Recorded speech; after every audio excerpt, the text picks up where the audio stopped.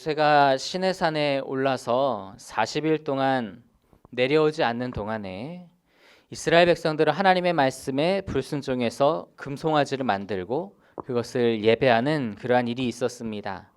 하나님께서는 매우 진노하셔서 출애굽 1세대를 완전히 다 버리고 그리고 모세의 자손을 통해 다시 민족을 세우려고 하셨지만 모세의 중보 기도로 인해서 그 백성들을 용서하셨어요.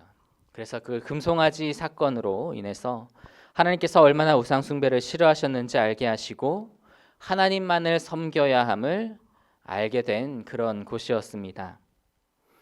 이제 그들은 그 신의 산을 떠나고 신의 광야를 지나 본격적으로 가나안 땅을 향하여 나아갑니다.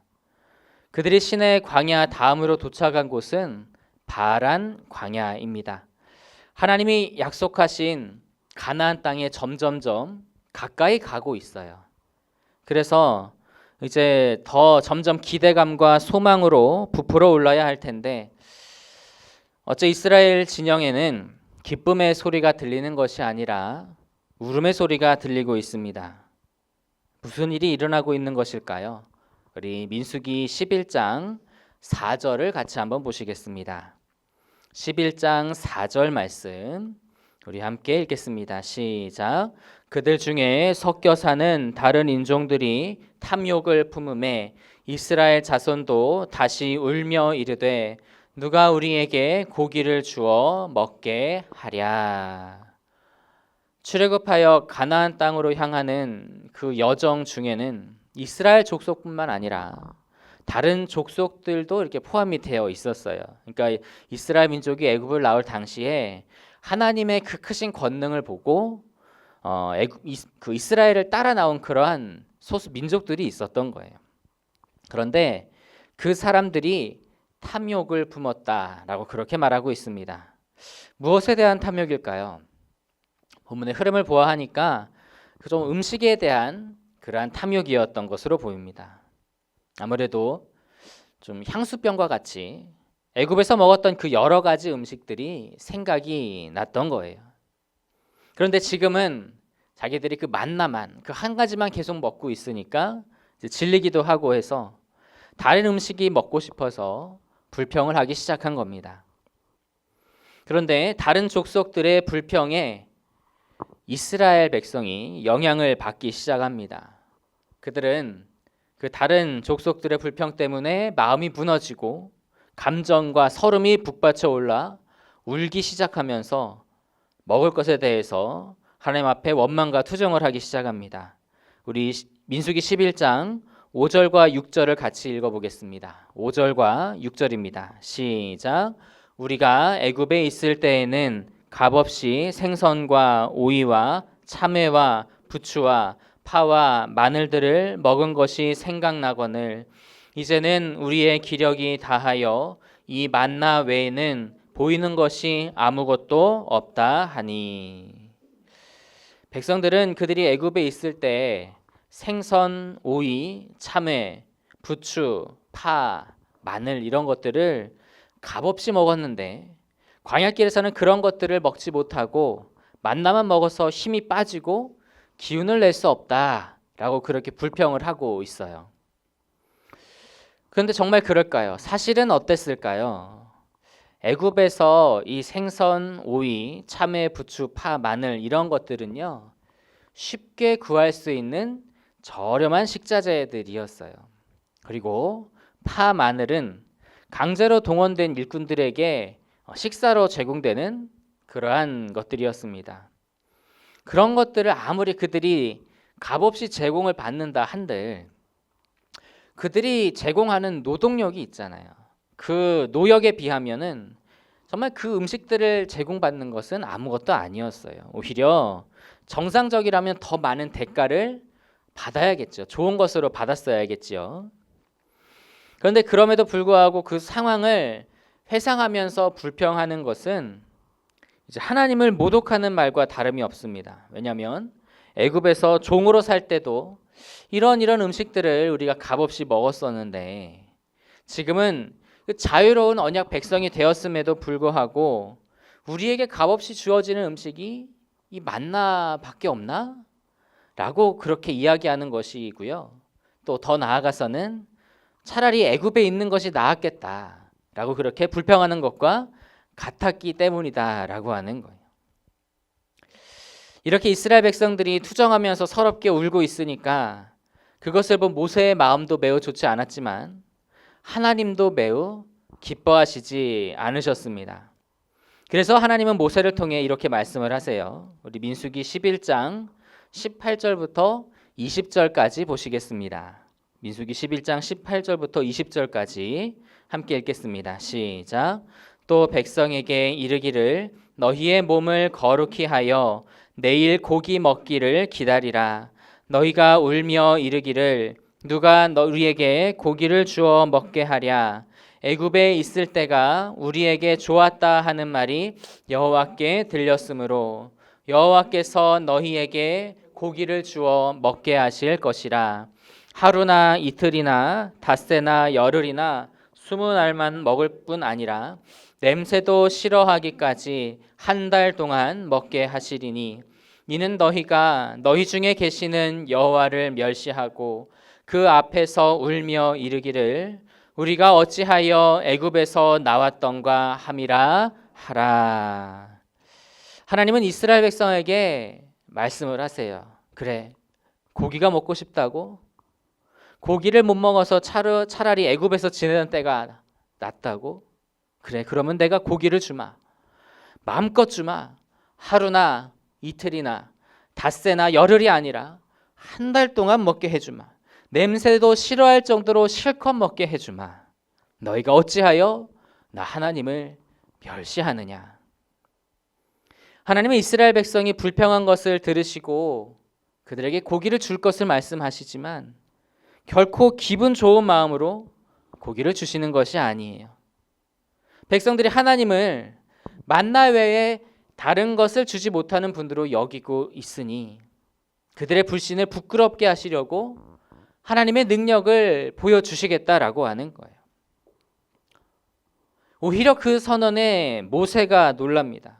한두 끼도 아니고 어떻게 그 수백만의 사람이 한 달을 먹게 해주시겠다고 한다니, 그로서도 믿기가 어려웠던 거예요. 하지만 하나님은 보란듯이 그 기적을 이루십니다. 우리 본문 31절 말씀 보시겠습니다. 시작. 바람이 여호와에게서 나와 바다에서부터 메추라기를 몰아 진영 곁 이쪽 저쪽 곧 진영 사방으로 각기 하루길 되는 지면 위 2규빗쯤에 내리게 한지라. 하나님은 이 바람을 일으키셔서 메추라기를 이스라엘의 진영 사방으로 몰아오셨습니다. 이 메추라기는요, 날아가다가도 힘이 들면 그냥 그곳이 어디든지 그냥 착륙해서 쉬는 그런 습성이 있는데 하나님께서 그것을 이용하셔서 이스라엘 진영 사방에다가 앉게 하신 거예요. 그런데 그 메추라기가 얼마나 많은지, 정말 사람들이 정말 그 적게 거둔 사람도 너무 많이 거뒀다라고 그렇게 이야기를 하고 있어요. 우리 32절 말씀 보실까요? 32절 시작. 백성이 일어나 그날 종일 종야와 그 이튿날 종일토록 메추라기를 모으니 적게 모은 자도 10호멜이라. 그들이 자기들을 위하여 진영 사면에 펴 두었더라. 메추라기를 잡을 때에 얼마나 많은지 사람들이 하루하고도 반나절을 메추라기를 잡는 데 허비합니다. 그리고 이 호멜이라고 하는 단어가, 그 단위가 한 호멜은 220리터예요. 그러니까 10호멜은 2200리터나 되는데 짐작도 되지 않을 정도로 굉장히 많은 양을 적게 잡은 사람이 잡았다라고 하는 거예요. 그런데 백성들은 이 메추라기를 잡아다가 자기들을 위해서 진영 사면에 펴 두었다라고 그렇게 말씀을 하고 있습니다. 이것은 그들이 메추라기를 한 번에 다 먹을 수가 없으니까 이것을 오랫동안 보관하기 위해서 그 애굽에서 하던 대로 고기를 잡아서 이제 말렸다라고 하는 거예요. 말려 놓으려고 했다라고 하는 거예요. 하나님께서 분명히 이전에 뭐라고 약속하셨죠? 한 달 동안 먹게 해주겠다라고 말씀하셨는데 불구하고 이 백성들은 고기를 잡는 것에 혈안이 되어 있어서 하나님의 말씀은 안중에도 없고 또 하나님께서 약속하신 그 말씀도 기억하지 못했던 겁니다. 결국 그래서 그들의 탐욕 때문에 그들은 하나님의 징계를 받게 되는데요. 우리 본문 33절과 34절 말씀을 같이 보시겠습니다. 33절과 34절 시작. 고기가 아직 이 사이에 있어 씹히기 전에 여호와께서 백성에게 대하여 진노하사 심히 큰 재앙으로 치셨으므로 그곳 이름을 기브롯 핫다아와라 불렀으니 욕심을 낸 백성을 거기 장사함이었더라. 그들이 고기를 다 먹기도 전에 하나님은 그들의 탐욕 때문에 진노하셨다고 합니다. 이스라엘 백성들은요, 그 메추라기를 공급받았을 때에 먼저 하나님 앞에 회개하여야 했고 또 그리고 하나님 앞에 감사해야 했습니다. 그런데 그들은 하나님을 향한 그런 감사와 회개, 그런 반응은 전혀 보이지 않고 오히려 그동안 자기들이 먹고 싶었다고 하는 고기만 찾는, 그러니까 자기 욕심만을 채우고 있었던 것으로 우리가 보게 되는 것이죠. 이 사건 이후 그곳 이름을 기브롯 핫다아와라고 부릅니다. 이 이름의 뜻은요, 탐욕의 무덤이라고 하는 뜻이에요. 자기 욕심 때문에 하나님께 불평하고 자기 욕심 때문에 하나님께 감사하거나 회개할 줄 몰랐던 그러한 백성들에게 징계와 심판의 장소가 되었다는 것입니다. 오늘 본문 말씀을 통해서 우리는 욕심이 불평을 낳고 또 불평은 심판에 이르게 된다라고 하는 것을 보게 됩니다. 이 불평은요, 이 현실을 왜곡시키는 힘이 있어요. 이스라엘 백성들이 애굽에서 노예 생활을 할 때 먹었던 음식들은 흔하디 흔하고 가장 저렴한 음식이었습니다. 거기에다가 그 중에서도 제일 품질이 떨어지는 것들을 노예에게 주지 않겠어요? 이스라엘 백성들은 제일 안 좋은 것들을 먹었을 겁니다. 그런데 현실에 대해서 불평하다 보니까 그 음식들이 마치 대단한 것처럼 생각하게 돼요. 그런데 그들이 매일같이 먹고 있는 그 만나야말로 정말 놀라운 것 아닙니까?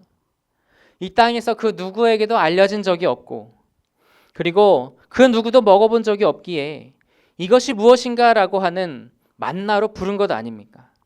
먹을 것이 없는 황량한 광야에서 매일같이 수백만의 백성을 먹여 살리는 하나님의 기적의 양식 아닙니까? 이런 놀라운 만나를 두고 원망하게 하는 것이 욕심이며 이런 위대한 만나를 두고 원망하게 하는 것 그리고 형편없는 것으로 전락시켜서 감사하지 못하게 만드는 것이 바로 불평이라는 겁니다. 사랑하는 성도 여러분, 욕심을 버리고 불평하지 않는 저와 여러분 되시기를 간절히 소망합니다. 특별히 불평하는 사람이 있거나 불평하게 되는 그런 자리가 있으면 잠깐 피하세요. 득될 게 없습니다. 감사해야 할 상황도 불평할 상황으로 전락시켜 버리게 되기 때문입니다. 그럼 본문의 상황을 보세요. 이스라엘 백성들은 오히려 하나님께 사실 더 감사해야 하는 상황이에요. 약속의 땅으로 가는 여정이 그 황량한 광야길이어서 먹을 것이 전혀 없는데 하나님께서 먹여주시기 때문에 지금 가나안 땅으로 점점점 가까이 가고 있잖아요. 점점 더 그 약속을 성취해 가고 있잖아요. 그런데 그 감사의 제목들, 감사할 거리들을 불평이 전부 다 태워버렸습니다. 그래서 하나님의 진노가 임할 상황을 불평이 만들어 버린 거예요. 그러니 어떠한 상황에서도 불평하지 않을 수 있는 우리가 되기를 바랍니다. 현실의 상황을 정확하게 판단하고 또 지금까지 함께 하신 그 하나님의 은혜를 우리가 기억하면서 오히려 감사할 수 있는, 오히려 정말 주님의 은혜를 찬양할 수 있는 저와 여러분 다 되시기를 주님의 이름으로 축복합니다.